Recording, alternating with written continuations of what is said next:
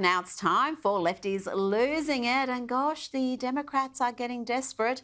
They're conjuring up more fake news about Hitler, the military, and sending out more celebrities. I also think that people shouldn't be afraid to express their opinions.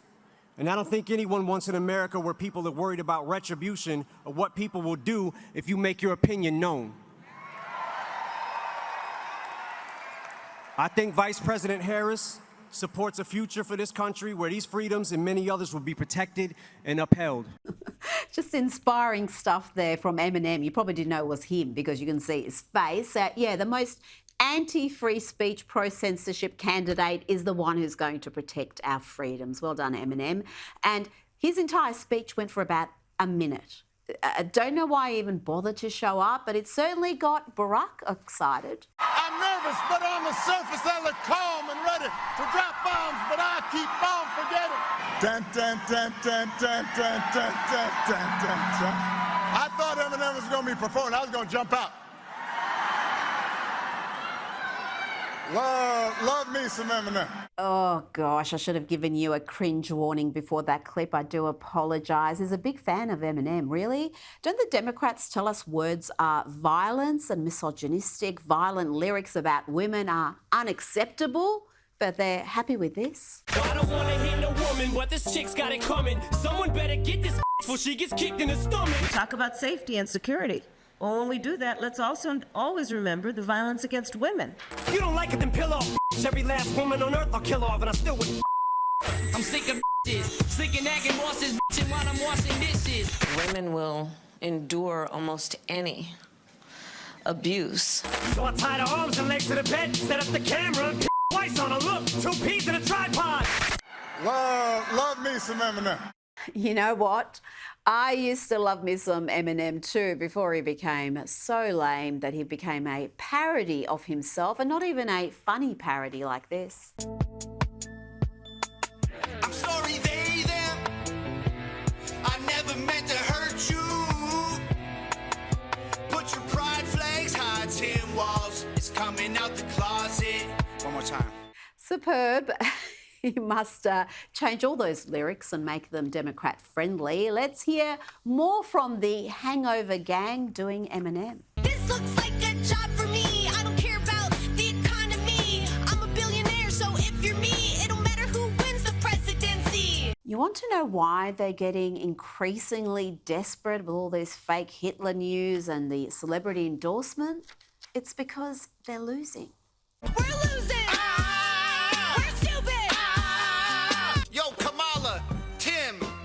For this one. 2 idiots going around me outside, round me outside, round me outside. As for the woman herself, the Veep is again engaging in the most reckless, inflammatory rhetoric about President Donald Trump, claiming that the most pro-Israel president we've seen, the man who has a daughter and grandchildren who are Jewish, is some Hitler-admiring, military-hating threat to democracy who is going to use the military to go after anyone critical of him. He would use the United States military to go after American citizens. And let's be clear about who he considers to be the enemy from within. Anyone who refuses to bend a knee or dares to criticize him would qualify, in his mind, as the enemy within, like judges, like journalists, like nonpartisan election officials. It is deeply troubling and incredibly dangerous that Donald Trump would invoke Adolf Hitler, the man who is responsible for the deaths of 6 million Jews and hundreds of thousands of Americans.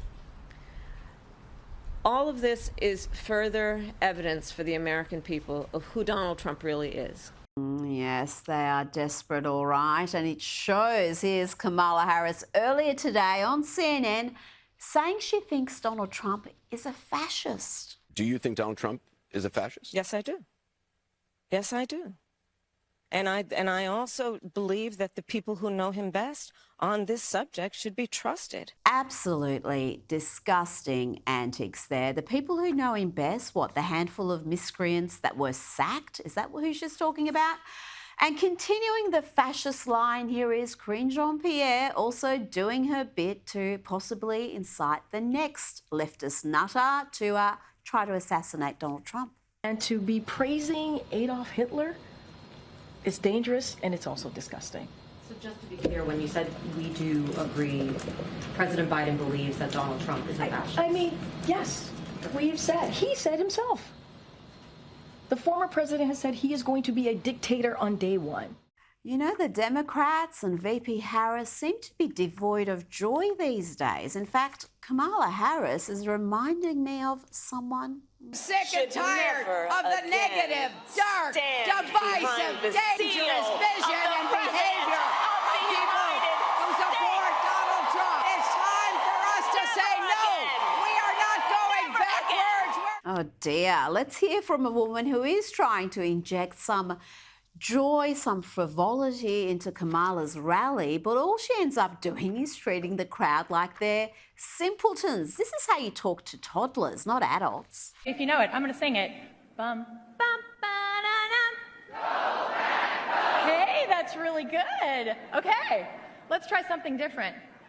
That's 3 syllables, right? I've got another word with 3 syllables. It's ka-ma-la. You want to try it? All right, let's go. Bum, bum, ba-da-dum. Kamala. Oh dear, I could not stand that. I would lose my mind having to listen to that for any longer than we just heard. Now let's go to MSNBC and watch what happens when a panelist says something actually truthful about the economy. Watch the panic and the gaslighting that followed. The contrast could not be more stark.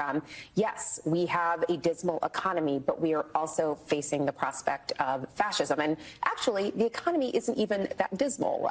Things are rebounding, but everyone is talking about the economy. But in fact, we are actually facing the real premise and specter of fascism.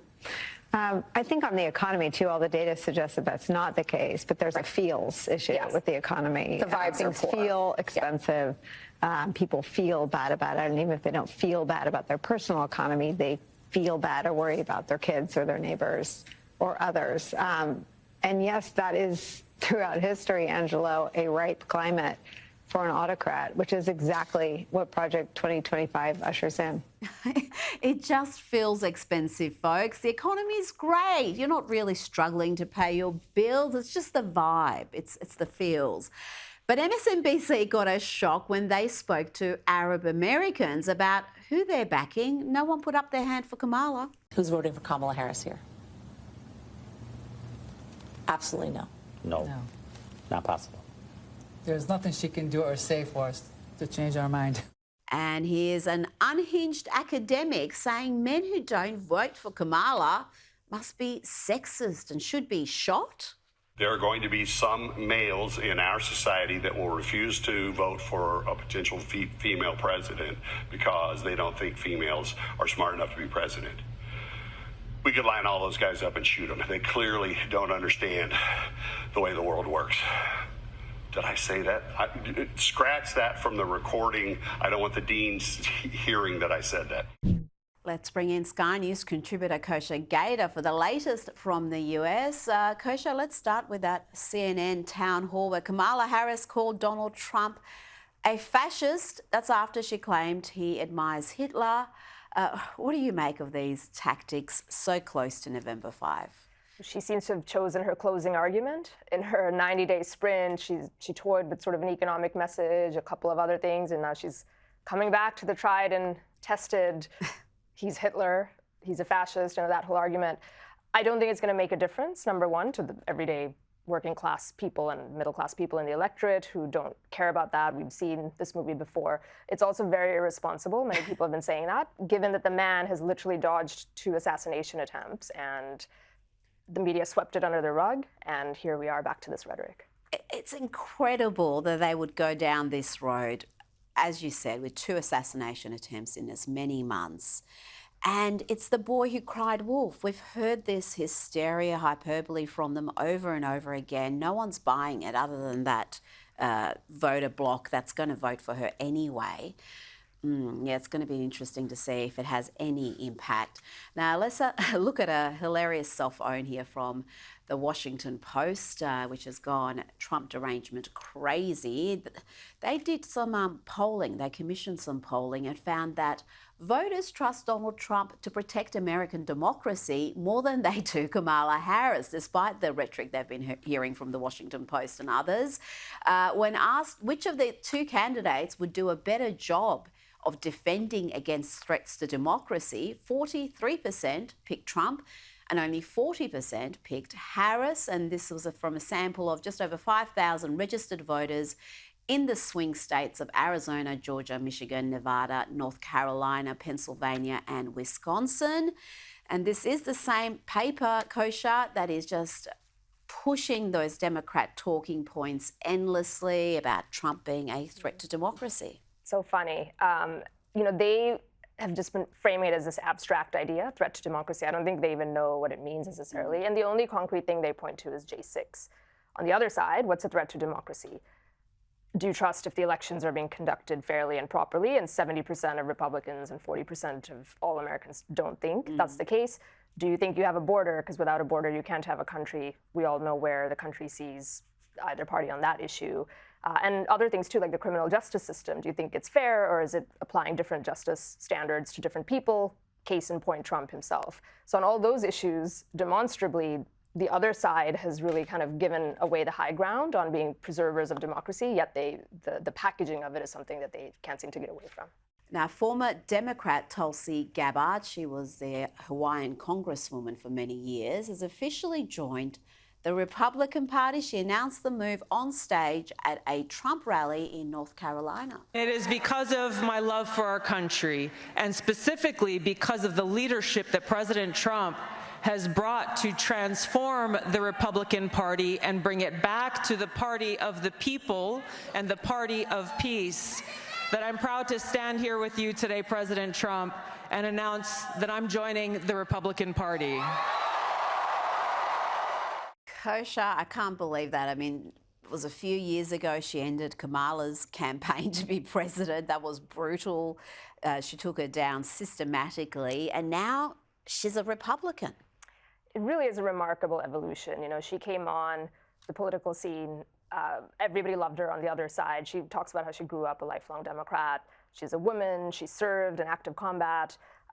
She's young, good, very articulate communicator. The Democrats loved her, and very quickly, when she arrived as a freshman congresswoman, they gave her prominent positions in the DNC and all sorts of things. And then she talks about this, that at some point, when she was first to pipe up and speak about the fact that she actually is anti-war and doesn't agree with the foreign interventionism that's taken hold of both parties in recent years, they promptly moved to sweep her away. Incredible. And then she tangled with Hillary Clinton, she tangled with Kamala, then she declared herself an independent, and now she's completing her journey and coming on as a GOP, and it's quite remarkable.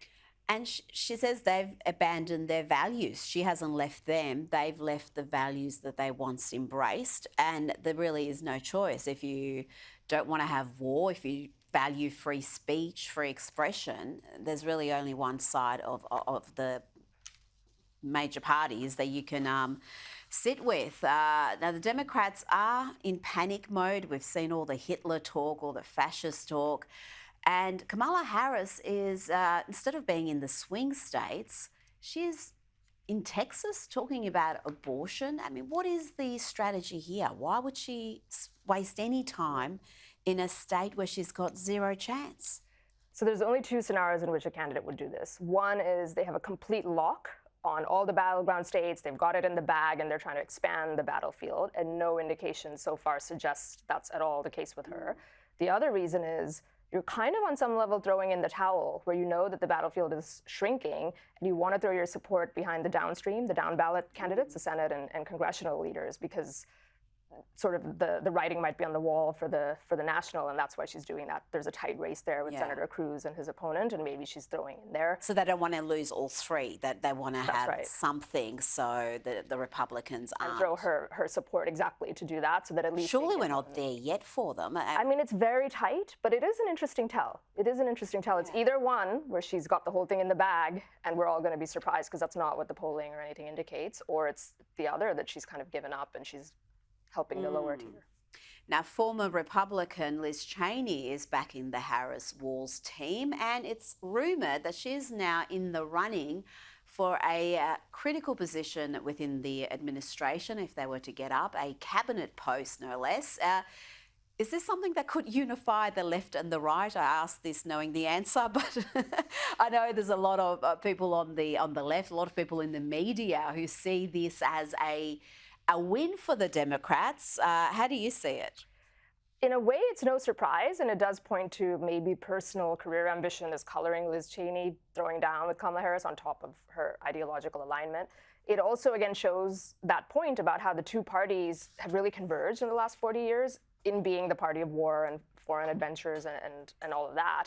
And for her to be in a cabinet position just really underlines that point, which doesn't bode well with the right.